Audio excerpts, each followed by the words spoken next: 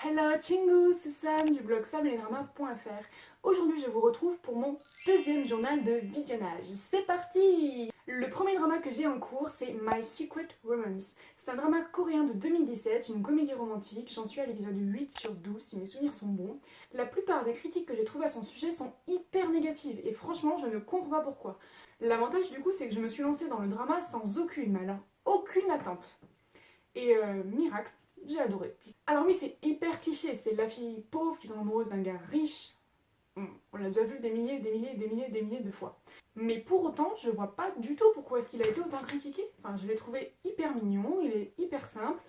C'est un drama sans prise de tête, il a que 12 épisodes de toute manière. Je pense qu'il faut le prendre avec beaucoup de bienveillance, le regarder juste pour se faire plaisir, pour passer un bon moment.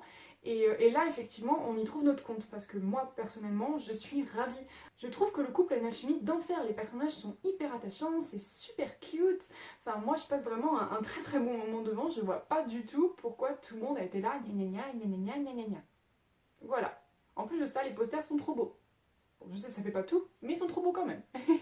Mon deuxième drama coréen en cours, c'est Fight for My Way. C'est encore un drama de 2017, une comédie romantique aussi. Ça raconte l'histoire de 4 amis d'enfance qui ont grandi maintenant. Et en fait, à l'âge adulte, ils se rendent compte qu'ils n'ont pas du tout réalisé leurs rêves, qu'ils n'ont pas la vie qu'ils avaient espérée quand ils étaient enfants.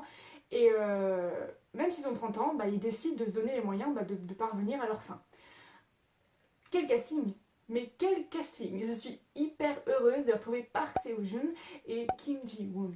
Franchement, ce sont deux acteurs que j'aime beaucoup et les voir ensemble, trop cool. C'est un petit peu un drama vie quotidienne, mais j'apprécie beaucoup. Le scénario est sympa, même s'il est simple. Les personnages sont hyper attachants. J'aime beaucoup le développement de leur relation. Ce petit quatuor est vraiment très, très sympathique, tout simplement. J'en suis à l'épisode 9, je crois, sur 16. C'est vraiment un succès pour moi, ce sera pas un coup de cœur, mais ce sera un drama qui aura une bonne note, je conseille. Mon troisième drama en cours, c'est un drama japonais qui s'appelle Frankenstein Love. C'est un drama aussi de 2017, et là par contre c'est fantastique. C'est en fait l'histoire d'une jeune femme qui va dans la forêt pour cueillir des petits champignons, parce qu'en fait elle est scientifique et elle les étudie, et elle fait la rencontre d'un gars hyper bizarre. Par curiosité, elle le suit. Bon, ça c'est hyper bizarre parce que moi personnellement j'aurais pas suivi un homme bizarre dans la forêt. Mais elle si. Bref. Et du coup, elle suit ce gars et commence à parler avec lui, il lui montre sa petite maison dans les bois, patati patata, et il prétend ne pas être humain et avoir été créé par un autre humain, justement, à partir d'un corps mort, en fait. Jusque-là, vous me suivez? Ok. C'est un peu un Frankenstein, mais version japonaise et version de nos jours. Voilà. Pour le moment, je n'ai vu que le pilote, et c'est sympa. J'apprécie beaucoup notre héros déjà, il est hyper attachant, franchement je craque totalement. Moi c'est tout à fait le genre de personnage qui me fait fondre littéralement. C'est assez intriguant, je sais pas du tout comment le drama va évoluer. J'espère qu'ils vont continuer à leur lancer parce que pour le moment c'est super sympa. Après il y a que 10 épisodes donc ce sera pas un développement immense et justement je pense qu'ils ont moins d'occasion de faire des erreurs. Je n'ai eu absolument aucun retour sur ce drama, je sais même plus comment je l'ai trouvé d'ailleurs. Donc à voir. Je vous tiens au courant. Mon quatrième drama en cours, c'est Ring Ring Bell. Alors, c'est un drama taïwanais de 2011 cette fois. Une comédie romantique aussi, décidément.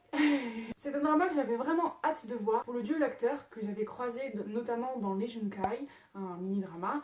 Et j'avais vraiment envie de les retrouver et je trouve qu'ensemble ils ont une super alchimie. Je sais pas trop ce que ça va donner. C'est pas mal, j'ai vu 4 épisodes sur 23. L'histoire pose doucement ses bases. J'aime énormément la manière dont il arrive à réconforter notre héroïne, qui est une mère célibataire en galère, il n'y a pas d'autre mot. Et ouais, j'ai vraiment hâte de voir comment leur histoire va évoluer. Je sais, pour avoir lu sur le web, qu'il va y avoir des longueurs, mais c'était quand même un drama que j'avais envie de regarder pour me faire mon propre avis, puis pour retrouver ce couple d'acteurs que je voulais voir absolument. Ensuite, je n'ai pas avancé sur Hwahang. Déjà, je me suis remis à Circle, vous me l'aviez conseillé, et franchement, je ne regrette pas. D'ailleurs, si vous n'avez pas vu mon avis à son propos, cliquez par là. Je n'ai pas non plus continué Cruel Romance, tout simplement parce que, je sais pas, je suis pas motivée pour le moment, donc je le laisse tranquille. Je vais m'y remettre, mais j'ai l'impression que je vais arriver justement au moment où il y a des longueurs, et ça me motive pas beaucoup.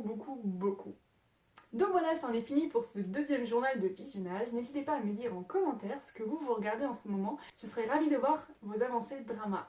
Je vous fais d'énormes petits bisous et je vous dis à très vite pour une prochaine vidéo. Bye bye.